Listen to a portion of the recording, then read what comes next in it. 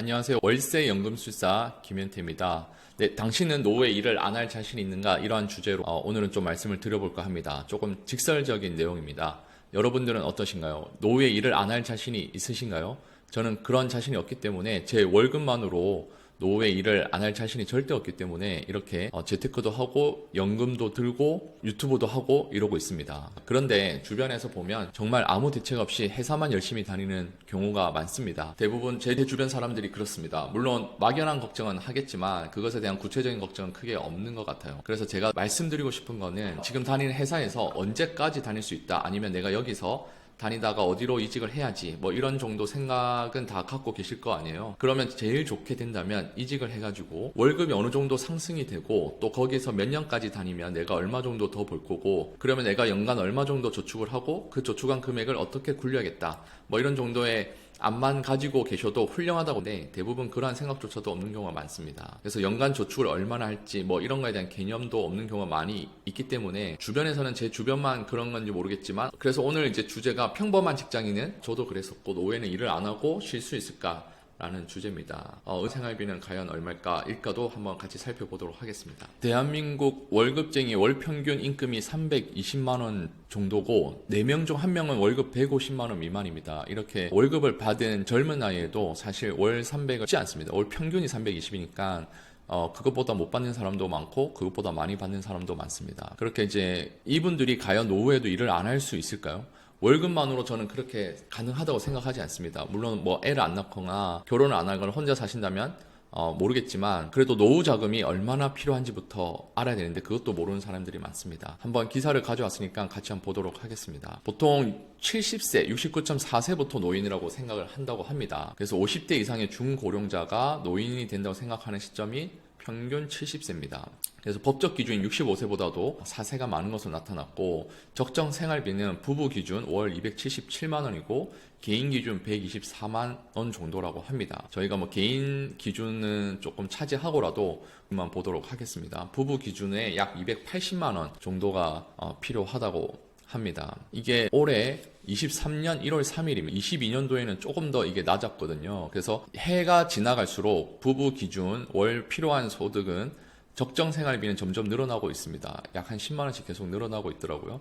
근데 이게 적정 생활비지, 이게 최소 생활비가 있고 적정 생활비가 있습니다. 그런데 이건 그 다음 최소보다는 조금 많은 적정 생활비를 말하고 있습니다. 그래서 노후를 앞두거나 노후 생활을 하는 우리나라 50대 이상의 중고령자가 노후에 필요한 적정 생활비로 277만 원을 생각하는 것으로 나타났다고 합니다. 제 생각은 277만 원이면 절대 많은 금액은 아니라고 생각이 됩니다. 상당히 여유 있게 쓰거나 그럴 정도의 금액은 아닌 것 같지만, 어쨌든 통계 자료가 이렇게 나오고 있습니다. 그래서 이게 매년 증가하고 있기 때문에 내년에는 또 증가할 추세로 보여집니다. 그래서 이제 노후 생활비는 연령, 성별, 거주 지역에 따라서 다소 차이를 보였다고 하고 있고 입니다. 그래서 제가 말씀드리고 싶은 거는, 이 정도도 사실 저는 크게 많다고 생각하지 않고, 저희 부모님도 이제 70 중반이신데 보통 요것보다는 조금 더, 보통 한 적정 생활비보다 한 30% 정도 더 쓴다고 보면, 30% 정도 더 쓰시더라고요. 아무래도 이제 손주들도 있고 본인 삶도 있고 또 기본적으로 생활비가 있더라고요. 그래서 이 정도는 드는다.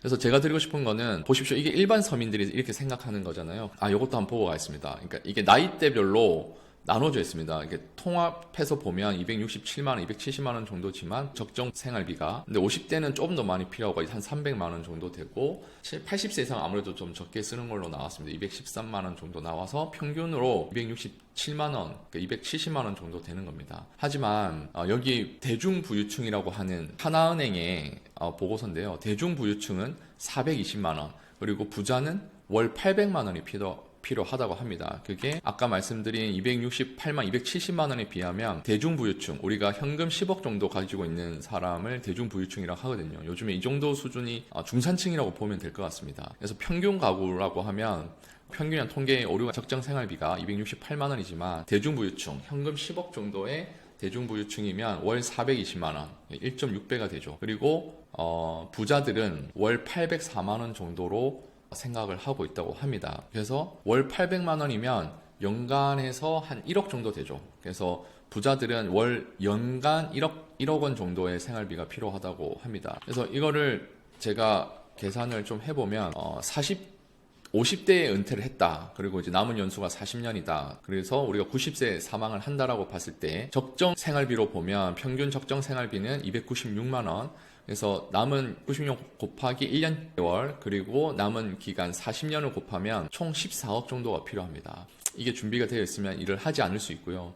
그리고 60대 은퇴하면 약 9억 9천, 70대 은퇴하면 80대라고 하시면은 2억 5천 정도가 남은 생활 동안 필요합니다. 근데 우리가 뭐 평균 이 적정 기준을 맞추려고 살진 않지 않습니까? 요걸 생각하기보다는 대중부유층을 기준으로 삼아 봅시다. 대중부유층 기준으로 만약 50대 은퇴를 많이 하시니까 50대 은퇴하시면 월 474만 원, 남은 기간 40년을 생각하면 약 22억 원이 필요합니다. 60대 은퇴하시면 15억, 70대 은퇴하시면 9억, 80대 은퇴하시면 약 4억 정도가 필요합니다. 부자들을 보면 50대 은퇴하면 약 42억이 필요하고 10대 은퇴하시면 약 7억 6천이 필요한 상황입니다. 저희들은 이제 대부분 이걸 영상을 보시는 분들은 서민 또는 아마 대중부유층 기준 아마 잡히실 겁니다. 만약 여기에 계시는 분들은 조금 더 노력해서 이제 이쪽으로 가려고 대중부유층 쪽으로 가려고 노력을 하시면 좋을 것 같고 저도 이쪽으로 가려고 노력을 하고 있는 중입니다. 그래서 제가 말씀드리는 거는 왜 저희는 항상 이렇게 좀 쪼들리며 아껴가며 이렇게 살아야 되는 건지 저는 이해가 잘 안 돼요. 그래서 저희가 좀 스스로 좀 약간 패배의식을 갖고 그렇게 프레임 안에 가둬서 조금 그런 의식을 깨라고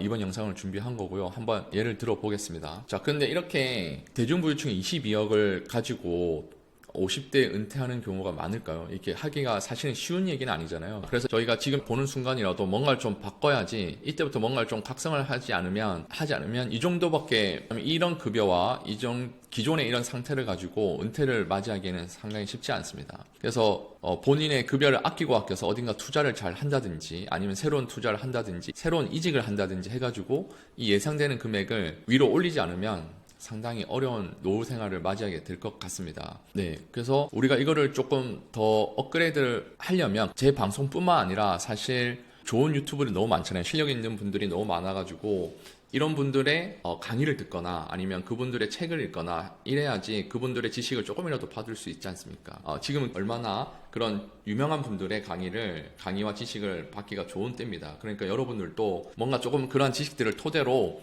본인만의 계획을 세우라고 말씀을 드리고 싶습니다. 그래서 막연하게 생각하지 마시고 이런 숫자적 구체적 기준을 가지고 내가 월 478만 원을 받을 수 있는 10대 은퇴를 하고 싶다고 하면은 내 자산이 순자산이 22억은 되는지 그래서 아파트 다 포함해서 22억이 되는지를 체크해 보면 되지 않겠습니까? 그래서 이런 구체적인 기준을 가지고 남은 기간을 준비를 착실히 하기를 좀 바라는 마음에서 이 영상을 찍고 있습니다. 뭐 예를 들어서 내가 30대 때는 얼마를 모으고 40대 중반까지는 얼마를 모을 거고 50대까지는 얼마를 모을 거고 이런 계획을 세우던가 저 같은 경우는 이제 아이 나이 기준으로 뭐 세우기도 합니다. 그래서 구체적이나 이렇게까지는 아니더라도 연금과 그 다음에 부동산 또 수익형 부동산의 월세 구조 이런 것들을 만들어서 생각을 하면 좋을 것 같습니다. 그래서 이런 것들을 이제 부부 기준이지 않습니까? 그래서 꼭 혼자 생각하지 말고 와이프랑도 그런 얘기를 계속 나누고 부모님이랑도 이런 돈 얘기를 지속적으로 해야 할 필요가 있습니다. 그래서 돈 얘기에 대해서 좀 무감하다거나 무심하거나 또 그 얘기하는 걸 부끄러워하거나 싫어하거나 이런 경우도 많고 그런 가족들도 많이 있습니다.